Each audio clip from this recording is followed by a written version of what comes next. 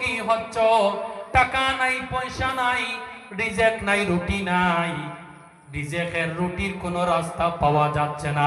ও যুবকরে, আমি আল্লাহ তোমাকে বলতেছি, তুমি নামাজ পড়ে সবর ধারণ করো।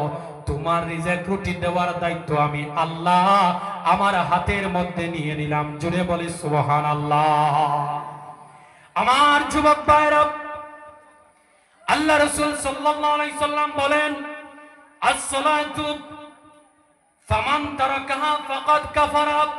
ও দুনিয়ার মানুষ রে, আমার উম্মতেরা, যে নামাজটিকে জানার পরে, নামাজ পড়ার পরে, নামাজ বুঝার পরে যে নামাজ ছাড়লো, সে যেন কুফরি কাম করলো। এর মানে যুবক ভাইরা রে, আল্লাহ বলেন ফালাআনাতুল্লাহি আলাল কাফিরিন, কাফিরদের উপরে আমি আল্লাহর লানত বর্ষিত হয়।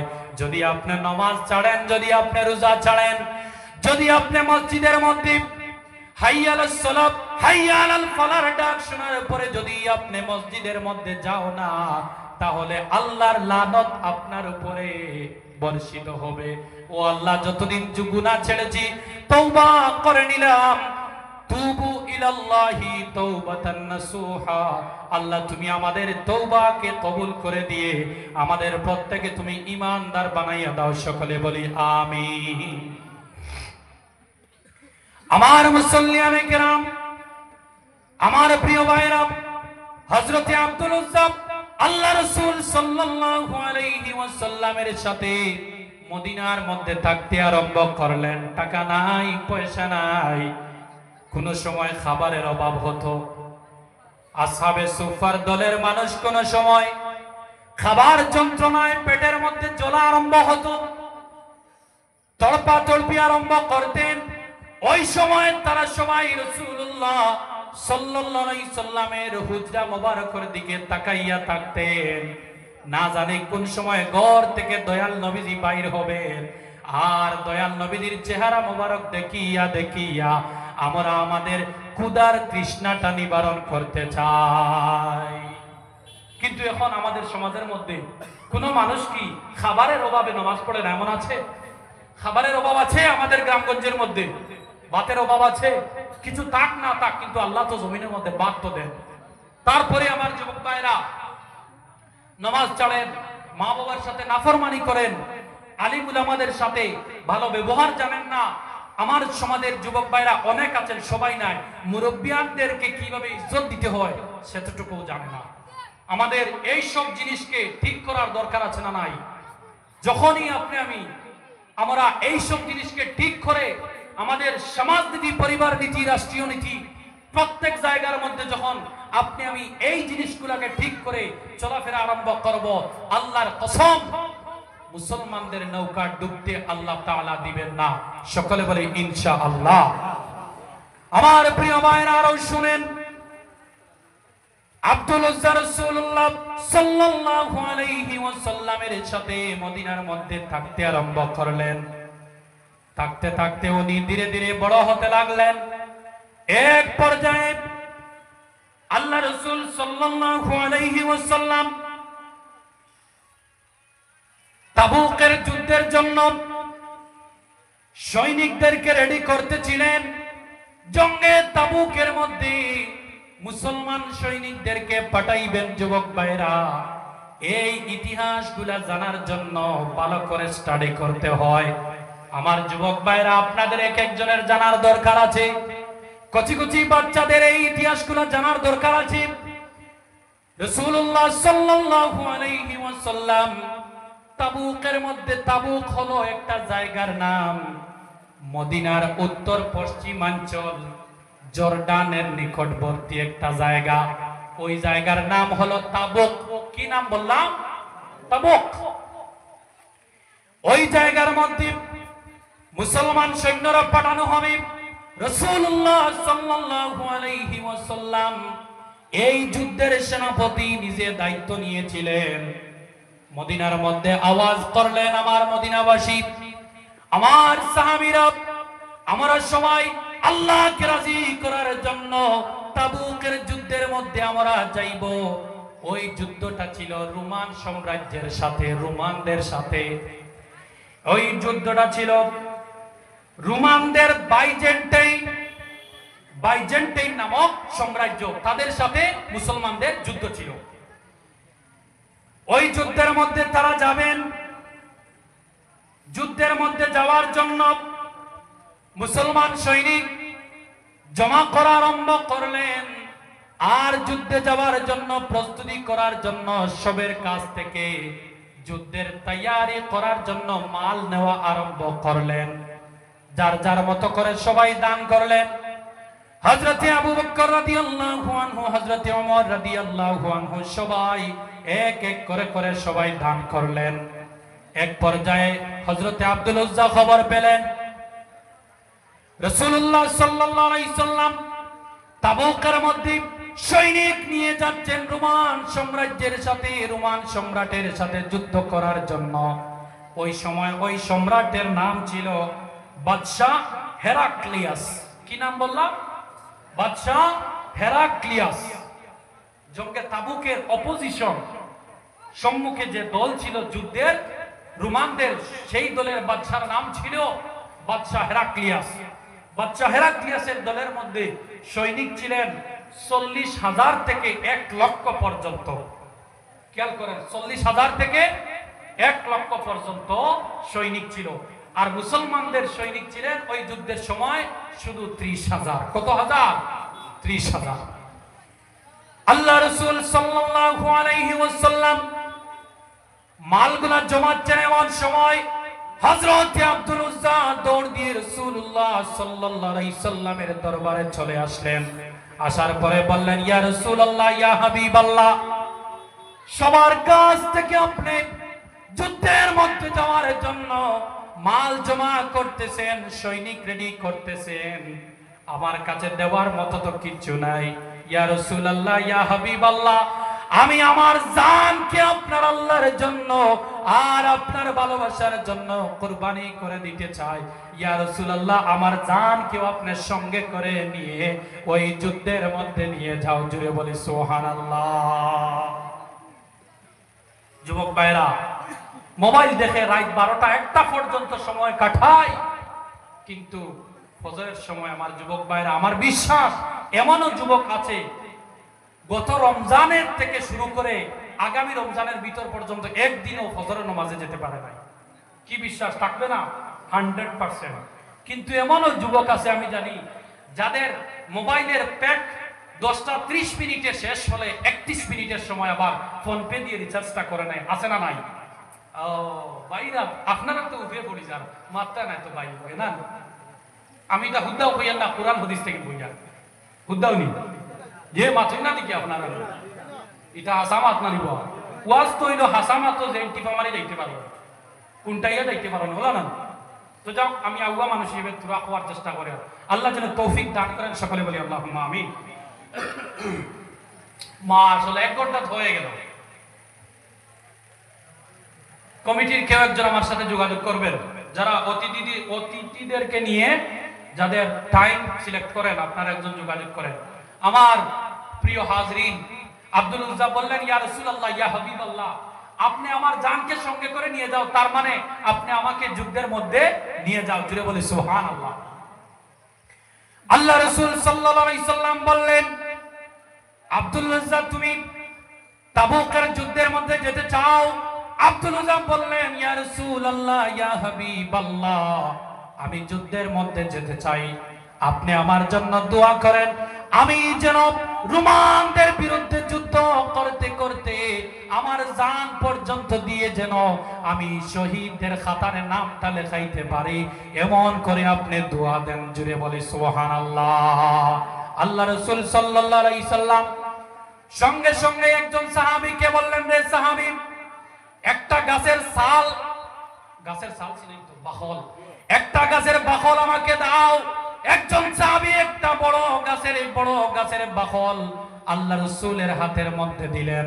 আল্লাহ রাসূল আব্দুল উজ্জার হাত নিলেন, ডাইন হাত, ডান হাত নিয়ে ওই গাছের বাকলকে আব্দুল উজ্জার হাতের মধ্যে বেঁধে দিয়ে আল্লাহর কাছে হাত উঠাইলেন, রব্বুল আলামিন আপনার কাছে দোয়া করি আমি জঙ্গে তাবুকের মধ্যে আমার আব্দুল উজ্জার রক্ত আমি হারাম করে দিলাম, আমার আব্দুল উজ্জার হায়াতকে তুমি দীর্ঘ করে দিও। জোরে বলে সুবহানাল্লাহ।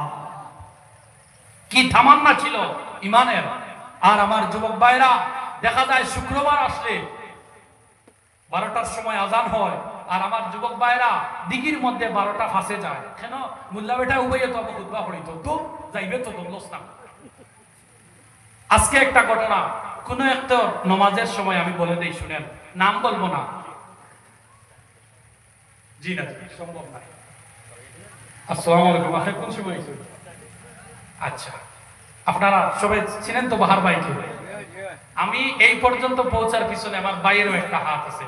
আল্লাহ উনাকে যেন কবুল করে নেয়। সকলে বলি না একবার আল্লাহুম্মা আমিন। শুধু ওই ভাইয়ের হাত না, আপনারা যারা ওই যে মিষ্টি হাসি দিয়ে দিয়ে আমার সম্মুখে বসে আছেন, আপনাদেরও হাত আছে। আল্লাহ আমাদের প্রত্যেককে কবুল করে নাও। সকলে বলি আমিন। আমাদের ইয়াকুবিয়া মাদ্রাসার এই বছর বাৎসরিক জলসা 25 জানুয়ারি অনুষ্ঠিত হবে। আপনারা সবাই যাবেন, আমিও আসবো ইনশাআল্লাহ। সম্মানিত হাজরিন, আব্দুল উজ্জাকে নিয়ে আল্লাহ রাসূল সাল্লাল্লাহু আলাইহি ওয়াসাল্লাম 30,000 সৈন্য নিয়ে জঙ্গে তাবুকের মধ্যে চলে গেলেন। জঙ্গে তাবুকের মধ্যে যাওয়ার পরে ওই জায়গার মধ্যে রোমান বাহিনী, রোমান সাম্রাজ্যের মধ্যে থেকে ওই রাজা হেরাক্লিয়াস ওই সময়ে গোয়েন্দা পার্টি পাঠাইলেন, তোমরা গিয়ে দেখো, খবর নেও মদিনার থেকে মুসলমানরা তাবুকের মধ্যে এসেছে। এত তারা ফাস্টলি চলে আসলো, এত তাড়াতাড়ি তারা কিভাবে চলে আসলো, একটু খবর নিয়ে দেখো তাদের তৈয়ারি কেমনে হয়। গোয়েন্দাবাসী চলে আসলেন তাবুকের মধ্যে। খবর নিয়ে দেখলেন, ভালো করে যাচাই বাছাই করে দেখলেন মুসলমানরা 5 ওয়াক্তের নামাজের সময় মিসওয়াক নিয়ে দাঁতগুলা পরিষ্কার করে ওই গোয়েন্দাবাসী মনে করলো মুসলমানরা প্রতিদিন 5 ওয়াক্তের মধ্যে 5 বার দাঁতগুলাকে দাঁড় করে আমাদেরকে কাটার জন্য। জুড়ে বলি না সুবহানাল্লাহ।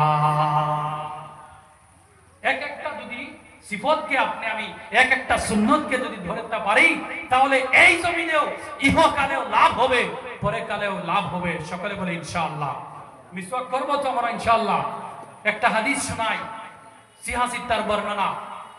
আল্লাহ রাসূল সাল্লাল্লাহু আলাইহি সাল্লাম বলেন, আমার উম্মতের মধ্যে যে উম্মত এই হাদিস মোবারক শুনিয়া, যে হাদিস আল্লাহ রাসূল বলেছেন মিসওয়াকের হাদিস, আমার যে উম্মত মিসওয়াক তার মৃত্যুর আগ পর্যন্ত প্রতিদিন ব্যবহার করবে, আল্লাহর কসম করে আল্লাহ রাসূল বললেন, আমার প্রিয় ভাইরা, আল্লাহ রাসূল বললেন মিসওয়াক করনেওয়ালা নামাজি ব্যক্তির জান ততক্ষণ পর্যন্ত যাইবে না যতক্ষণ পর্যন্ত সে তার দিল এবং জবান দিয়ে কলিমা না পড়বে। জুড়ে বলে সুবহানাল্লাহ। আমার যুবক ভাইরা রে, আপনি রিজেক্ট রুটি খোঁজার জন্য রাস্তায় রাস্তায় যাও, বেঙ্গালুরুর মধ্যে যাও, মুম্বাইয়ের মধ্যে যাও, যুবক ভাইরা জানি না কার কখন মৃত্যু হবে, কিন্তু যুবক ভাইরা অন্তত পক্ষে প্রতিদিন একবার হলেও মিসওয়াকটিকে ব্যবহার করার চেষ্টা করবে।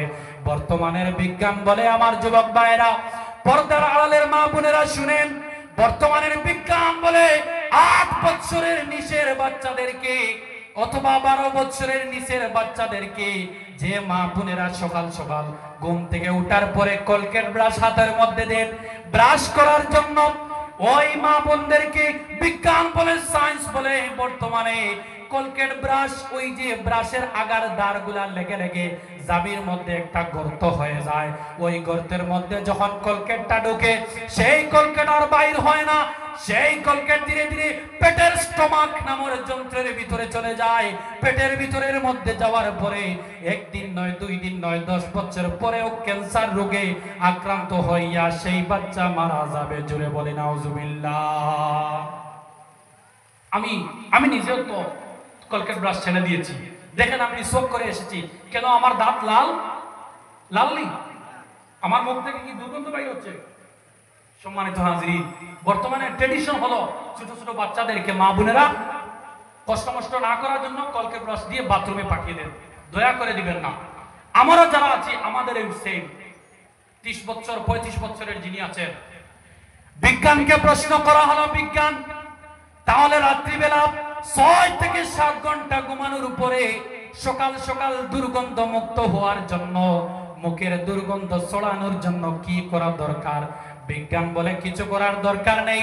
যে কোনো তিতা জাতীয় ডাল নিয়ে যদি কোনো মানুষ যদি সকাল সকাল মিসওয়াক করে, ব্রাশ করে, তাহলে সেই তিতার কারণে মুখের মধ্যে যত খারাপ ব্যাকটেরিয়া জন্ম নেয়, দাঁতের মধ্যে দাঁত ফুলা, জামি ফুলা, ওই ব্যাকটেরিয়া গুলা ওই তিতার কারণে ধ্বংস হয়ে যায়।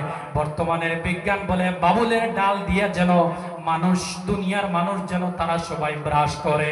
আর আল্লাহ রাসূল সাল্লাল্লাহু আলাইহি সাল্লাম ১৫০০ বছর আগে আপনাকে আমাকে বলে গিয়েছেন, রে মুসলমানেরা, রে আমার উম্মতেরা, তোমরা সবাই যেন মিসওয়াক করো। শুধু তোমাদের এই জীবনে ফায়দা হবে তা নয়, মরার সময় কলিমা সহকারে তোমার মৃত্যু হবে। জুড়ে বলি সুবহানাল্লাহ। হযরতে আব্দুল উজ্জা তাবুকের মধ্যে চলে গেলেন। যাওয়ার পরে রোমান সাম্রাজ্যের সম্রাটের গোয়েন্দা বাহিনী তাবুকের মধ্যে মুসলমানদের অবস্থানরত খবর তালাশি লাগাইয়া তারা সবাই মাঠটা ছেড়ে চলে গেল। তারা সবাই আত্মসমর্পণ করলো।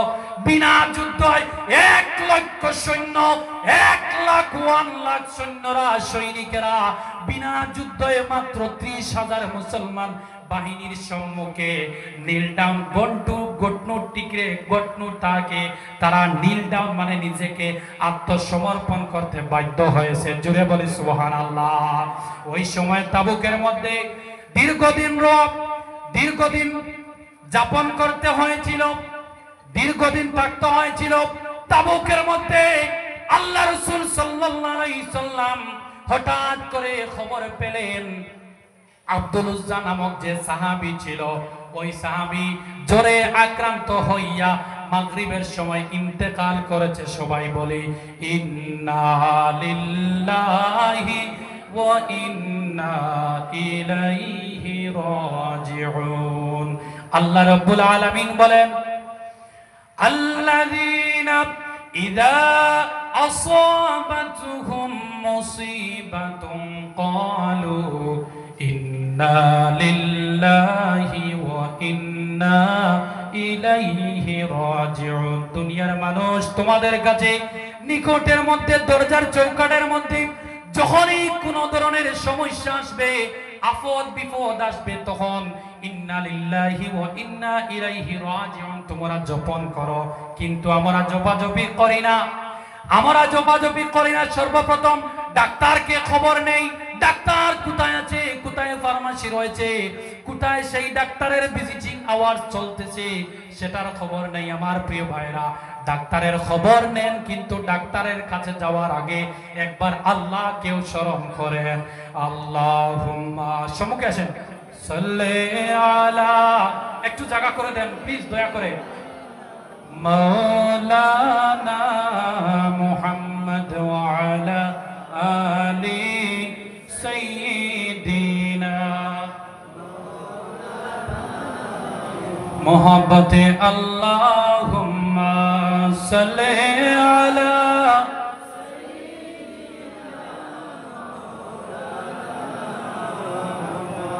ওয়া আলা আলি সাইয়্যিদিনা। মনের ঘরেতে রেখেছি যারে, দু জাহানের বাদশা নবী কামলিওয়ালা রে। একটু সম্মুখে চলে আসো প্লিজ, আমি সময় নিচ্ছি না, এর জন্য গাচ্ছি। একটু সম্মুখে চলে আসো, বাইরে অনেক মানুষ আছেন, একটু জায়গা করে দেন। মনের ঘরেতে রেখেছি যারে, দু জাহানের বাদশা নবী কামলিওয়ালা রে। আমার দয়াল নবী রে, আমার মায়ার নবী রে, আমার দয়াল নবী রে, আমার মায়ার নবী রে, দু জাহানের বাদশা নবী কামলিওয়ালা রে, দু জাহানের বাদশা নবী কামলিওয়ালা রে। মোরা যদি ডানাওয়ালা পাখি হতাম, ওই মদিনা দেখার লাগে উড়ে যেতাম। মোরা যদি ডানাওয়ালা পাখি হতাম, ওই মদিনা দেখার লাগে উড়ে যেতাম। মনের ঘরেতে রেখেছি যারে, দু জাহানের বাদশা নবী কামলিওয়ালা রে। দু জাহানের বাদশা নবী। আদি পিতা আদম যখন মুসিবতে পড়ে, আদি পিতা আদম যখন মুসিবতে পড়ে, মোদের নবীর ওসিলাতে আল্লাহ কবুল করে। আদি পিতা আদম যখন মুসিবতে পড়ে, মোদের নবীর ওসিলাতে আল্লাহ কবুল করে। সাকাহারাতের বিছানাতে, সাকাহারাতের বিছানাতে দেখা দিও রে, দু জাহানের বাদশা নবী কামলিওয়ালা রে। দু জাহানের বাদশা নবী কামলিওয়ালা রে। সকলে বলি মারহাবা, নারে তাকবীর। যাই মিয়া বাইয়ে তো খাইয়া 60টা সময় বার হইছি, আবো তো খাইছি না, এটা তাকবীর দিলাইনি।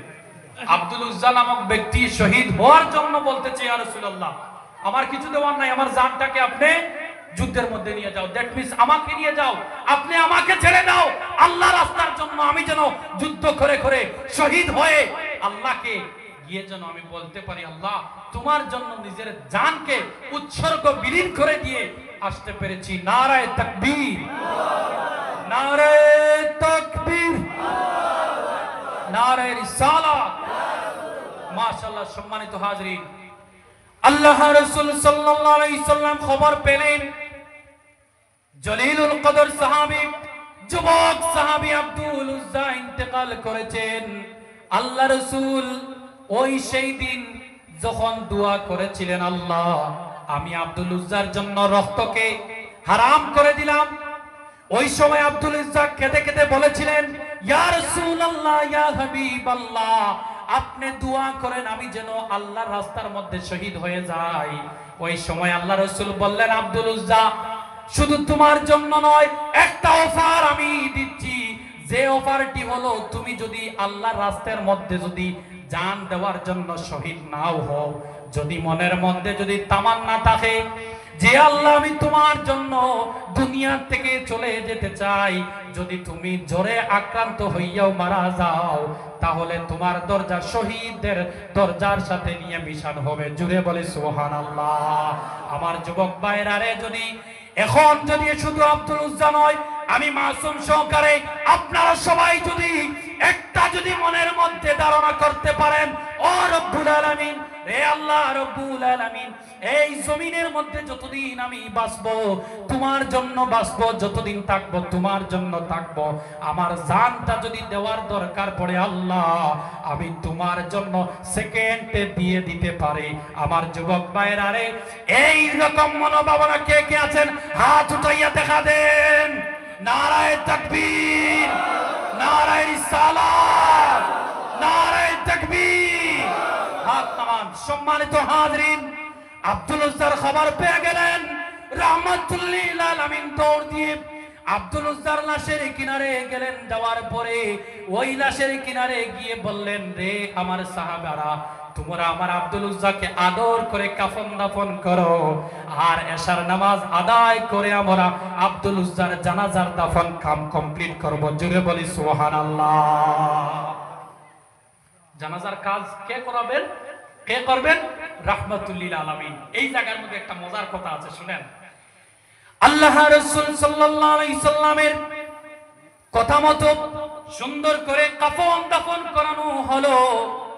এশার নামাজ আদায় করার পরে তাবুকের ময়দানের মধ্যে, জর্ডানের কিনারে বর্তমানে একটা জায়গা আছে, যে জায়গার নাম তাবুক।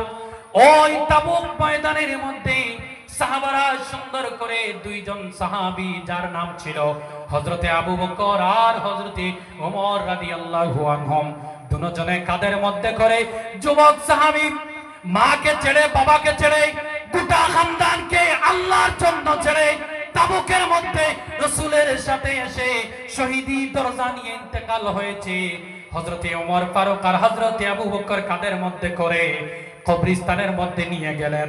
দয়াল নবীজি ওনার সঙ্গী সাথী পিয়ারা সাহাবী হযরতে বিলাল হাবশী রাদিয়াল্লাহু আনহুকে সঙ্গে করে নিয়ে কবরের মধ্যে গেলেন। গর্ত খুদা হলো, হযরত বিলাল হাতের মধ্যে মশাল নিয়ে দাঁড়িয়ে আছেন, হাতের মধ্যে আলো নিয়ে উঁচু করে দাঁড়িয়ে আছেন। দয়াল নবীজি লাশটিকে রাখার জন্য ওই আব্দুল উজ্জার লাশ মোবারককে রাখার জন্য কবরের মধ্যে নামলেন। আর একজনে ডাক দিয়ে বলতেছেন, রে সাহাবীরা, আব্দুল উজ্জার লাশকে তোমরা মায়া করে মোহব্বত করে আদর করে নিয়ে আসো। আব্দুল উজ্জার লাশকে কবরের মধ্যে রাখার আগে সেই কবরের মধ্যে রহমতুল লিল আলামিনের পা লেগেছে। আব্দুল উজ্জার দাম বোধহয় আমাদের চাইতে বেশি হয়েছে। জুড়ে বলি সুবহানাল্লাহ। আমার যুবক ভাইরা রে, হযরতে আব্দুল উজ্জাকে নিয়ে আসা হলো। হুজুর সাল্লাল্লাহু আলাইহি সাল্লাম কবরের মধ্যে নামলেন। ওনার সঙ্গে ছিলেন হযরতে আব্দুল্লাহ ইবনে মাসউদ রাদিয়াল্লাহু আনহু। দুজন কবরের মধ্যে নামলেন। উপর থেকে হযরতে আবু বকর হযরতে ওমর লাশ মোবারককে সুন্দর করে দিতেছিলেন। ওই সময় হযরতে আব্দুল্লাহ ইবনে মাসউদ রাদিয়াল্লাহু আনহু বলেন, ও সাহাবীরা, ও আমার আল্লাহ, আজকে যদি আব্দুল উজ্জার জায়গার মধ্যে যদি আমার লাশ হয়ে যেত, যে কবরের মধ্যে লাশ রাখার আগে রহমতুল লিল আলামিন নেমেছেন, আল্লাহ যদি আব্দুল উজ্জার লাশের আগে যদি আমার লাশটা হতো, তাহলে আমার বোধহয় জীবনটা উজালা হয়ে যেত। জুড়ে বলে সুবহানাল্লাহ। যুবক ভাইরা রে, শুধুমাত্র আল্লাহকে রাজি করার জন্য, আল্লাহ পাওয়ার জন্য রহমতুল লিল আলামিনের কদম শরীফের মধ্যে গিয়েছে। যে 20 বছরের যুবক রহমতুল লিল আলামিনের কদমের মধ্যে যাওয়ার কারণে হুজুর নিজে আল্লাহর বান্দা হযরতে আব্দুল উজ্জাকে কবরের মধ্যে রেখেছেন। রাখার পরে হাত উঠাইয়া দোয়া করলেন, রব্বুল আলামিন, ও পরওয়ারদিগার আলম, আমি রাসূল তোমার দরবারে দোয়া করতেছি, আজকে সন্ধ্যা পর্যন্ত আমি নবী আব্দুল উজ্জার উপরে রাজি ছিলাম, তুমি আল্লাহ রাজি হয়ে যাও, আমার পাগলার খবরে তুমি ফেরেশতাদেরকে পাঠাইও না। জুড়ে বলে সুবহানাল্লাহ। আমার যুবক ভাইরা রে, যদি তোমরা রাসূলুল্লাহ সাল্লাল্লাহু আলাইহি সাল্লামের এই ভালোবাসার কথা স্মরণ করে আব্দুল উজ্জা রাদিয়াল্লাহু আনহুর যদি হযরতে আব্দুল উজ্জা যার নাম আব্দুল্লাহ রেখেছিলেন, আব্দুল্লাহ জুল বাজাতাইন, দুইটা কাপড়ওয়ালা ব্যক্তি, ওই আব্দুল্লাহর মতো আব্দুল্লাহর কথা যদি স্মরণ করে যদি আজ থেকে এই মাহফিল থেকে যদি প্রতিজ্ঞা করে যেতে পারো, ও আল্লাহ আর নামাজ ছাড়বো না, মা বাবার নাফরমানি করব না, আমার বিশ্বাস তোমার কবরেও তোমাকে রাখার আগে রহমতুল লিল আলামিন নিজের কুল মোবারক নিয়ে হাজিরা হয়ে যাবেন। জুড়ে বলে ইনশাআল্লাহ। আমার প্রিয় ভাইরা রে, কিতাবের মধ্যে থেকে যে সিয়াজের বর্ণনা, হযরতে উসমান রাদিয়াল্লাহু আনহু জাহান্নামের কথা শুনেছেন, এমন কাদা কাঁদেন নাই। অনেক কষ্ট করেছেন জীবনের মধ্যে, এমন কাদাকাদি করেন নাই। কিন্তু সাহাবারা বলেন, আমরা দেখি হযরতে উসমান রাদিয়াল্লাহু আনহু যখনই কবরস্থানের কিনার দিয়ে যেতেন, হাউমাউ করে কাদাকাদি করতেন। এক পর্যায়ে আমরা সবাই প্রশ্ন করলাম, উসমান, আপনি এত কাদাকাদি কেন করেন? কার কথা স্মরণ পড়ে? আপনার মায়ের কথা কি বাবার কথা? হযরত ওসমান বললেন, রে আল্লাহর রাসূলের সাহাবারা, আমি যখন কবর দিয়ে যাই আমি শুনেছি রাসূলুল্লাহ সাল্লাল্লাহু আলাইহি সাল্লাম বলেছেন, দুনিয়ার জমিন থেকে মানুষ সর্বপ্রথম আখিরাতের সবচাইতে ভয়ঙ্কর যে গেটের মধ্যে পা রাখবে, সেই গেটের নাম হলো আপনার আমার যার যার কবর। ওই কবরের মধ্যে যদি কোনো মানুষ আল্লাহ তাআলার রহমত নিয়ে, দয়াল নবীর ভালোবাসা নিয়ে যদি কবর থেকে মুক্তি পেয়ে যেতে পারে, তাহলে আল্লাহ হাসর পর্যন্ত সেই ব্যক্তিকে মুক্তি দিয়ে দিবেন। জোরে বলে সুবহানাল্লাহ। আমার প্রিয় ভাইরা রে, আল্লাহ রাব্বুল আলামিনের প্যারা হাবিব সাল্লাল্লাহু আলাইহি সাল্লাম বলেন, বাইনাল আবদি ওয়া বাইনাল কুফরি তারকুস সালাহ, রাওয়াহু মুসলিম। মুসলিম শরীফের মধ্যে একটা হাদিস এসেছে।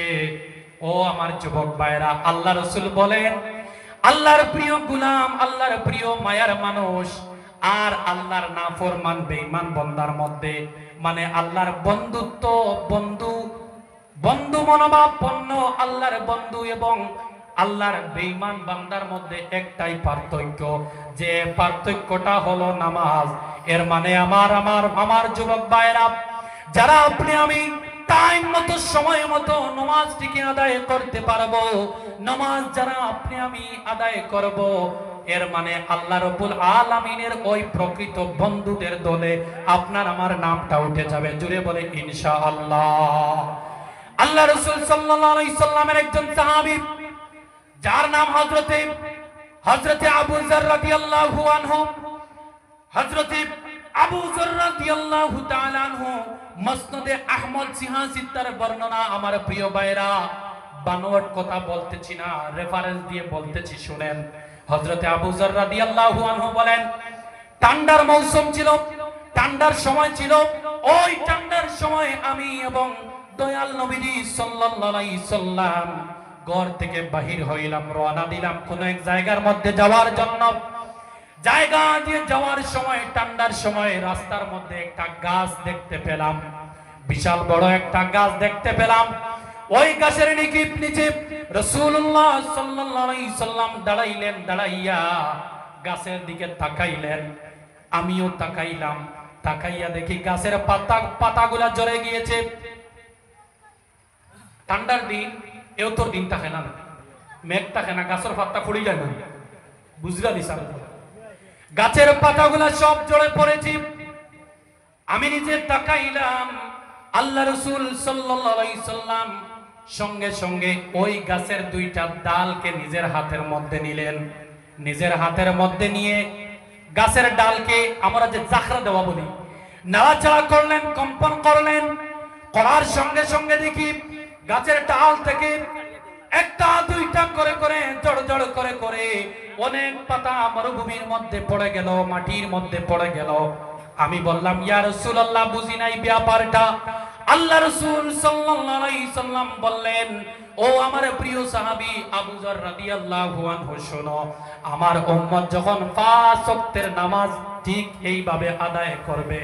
তো বন্ধ করে দাও, 2 মিনিট কথা বলা যাবে না। আপনি তো দিয়েছেন মোহাম্মত করে না, বাতাস আসলে ওই জায়গার মধ্যে লাগবে, জায়গাটা খুশক হয়ে যাবে, শুকনা হয়ে যাবে, তখন আমি এই আওয়াজ আর দিতে পারবো না। আমার প্রিয় ভাইরা শুনেন, আব্দুল উজ্জা যদি তাবুকে গিয়ে শহীদ হয়েছেন, তো আমি যদি একটু বাতাস না খাই, হতে পারে আল্লাহ তাআলা কবুল করবেন। সকলে বলেন আল্লাহুম্মা আমিন। আমার প্রিয় ভাইরা, আল্লাহ রাসূল সাল্লাল্লাহু আলাইহি সাল্লাম বললেন, রে দুনিয়ার আমার উম্মতেরা, তোমরাও যদি, মানে আমরা যদি 5 ওয়াক্তের নামাজকে যদি কায়েম রাখতে পারি, আদায় করতে যদি পারি, ঠিক তেমনি ভাবে সমস্ত দিনের গুনাহগুলা এইভাবে গাছের পাতার মতো জড়ে যাবে। আল্লাহ, তুমি আমাদের প্রত্যেককে নামাজি বানাইয়া দাও। সকলে বলি আমিন। আমার যুবক ভাইরা রে, আমার যুবক ভাইরা, আপনি আমি কষ্ট না করে, ডিফিকাল্ট সিচুয়েশনের সম্মুখে না গিয়ে, মেহনত না করে ইসলাম পেয়েছি বাপ দাদা থেকে, মা থেকে, এর জন্য নামাজের কদর আমার কাছে নাই। এর জন্য নামাজের কদর আমার কাছে নাই। ও মুসলমান ভাইরা, নামাজ তো আপনি আদায় করবেন। ওই নামাজগুলো আদায় করার আগে একটা কাজ আপনাকে করতে হবে, যে কাজের নাম হলো হালাল রিজিক ভক্ষণ করতে হবে। জি, তাকবীর দিন, সব খানো নয় কিছু। নারায়ে তাকবীর, নারায়ে তাকবীর।